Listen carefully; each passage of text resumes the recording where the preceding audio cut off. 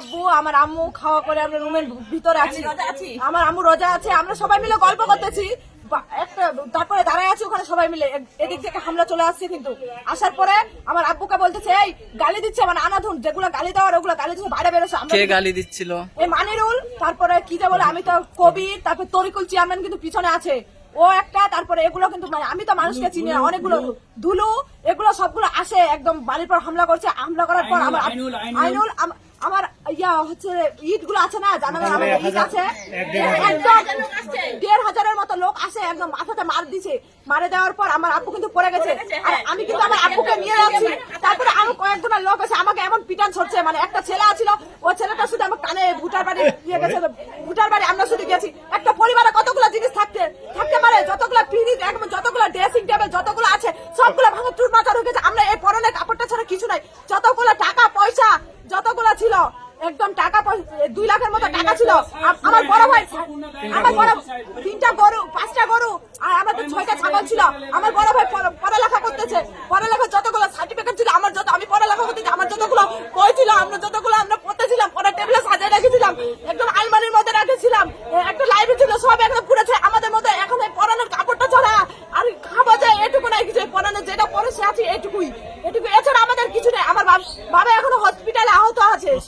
আর জমি নেই, এটা হচ্ছে যাদের জমি, যারা ওদের মধ্যে ভেজাল, আমাদের তখন আর, আমরা তো সাধারণ জনগণ, আমরা কোনো বিএনপি করি না, কোনো আমেলে করি না, আমরা দিন কামাই করি দিন খাই, এখানে আমাদের কিছু নাই।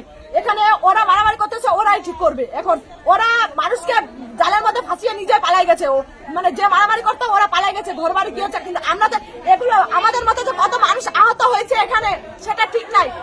আমরা যে বলে পুলিশ প্রশাসন থানার এগুলো যে ঘুষ খায়, এগুলো তো ঘুষ খায়, একদম পেট ভরায় রাখছে। এগুলো ইয়াতে আসে, আমাদের বাজারে আছে মারামারি চলতেছে, খুন হয়, মানে লাশ চলে যাচ্ছে, একটা লোক এখানে আহত হচ্ছে, তারপরে থানা পুলিশ কিছু করতে পারছে না। কারণ কেন এদেরকে কেন ঘুষ খায় একদম পেট ভরায় রাখছে, কেন তারা আসতে পারে না? এখানে তো মানুষ আহত হচ্ছে, এখানে মানুষ মরে যাচ্ছে, কেন মানুষ এখানে 30টার মতো বাড়ি পড়েছে এবং 8-10 লোক মারা গেছে, একদম আহত হচ্ছে, একদম অনেক শেষে একদম, এবং শেষের পর্যায়ে আমরা পুলিশ, আমরা মনে করছি যে পুলিশ চলে আসে, এখন আমাদের একটু না একটু আমরা কিন্তু একটু শান্তি পাবো।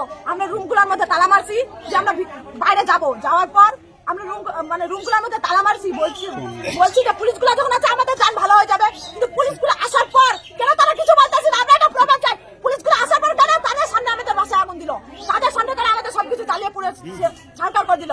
আমরা এর বিচার চাই, আমরা পুলিশ প্রশাসনের বিচার চাই, এ থানা পুলিশ আমরা বিচার চাই। এ ঠাকুরগাঁ থানা কি করলো, হরিপুর থানা কি করলো, কি করতে পারলো, ঘুষ খাইতে কি করে যাচ্ছে, কি জন্য? আমরা কি সাধারণ জনগণ বলে আমাদের কোনো শক্তি নাই বলে? আপনার নাম? মোহাম্মদ রিয়া আক্তার মুশফিকা। আপনার আব্বুর নাম? আমার নাম মুজাফফর রহমান। কোন ক্লাসে পড়েন? আমি ক্লাস 9-এ পড়ি। ক্লাস 9? কোন স্কুল? আটঘরিয়া উচ্চ বিদ্যালয়। এবং কি আমার বাবার এখন যে অবস্থা, এই অবস্থা আমার বাবা এখন আমরা এখন কি করবো?